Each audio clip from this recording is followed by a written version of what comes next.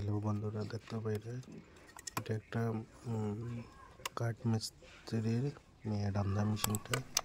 এটা এখনকে ইয়েটা খারাপ হয়ে গেছে, তোমার কার্বন।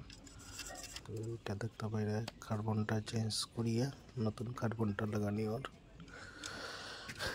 কার্বনের লগে আর কি এটা প্রবলেমটা আইছে, মেশিনটা অফ আসলো।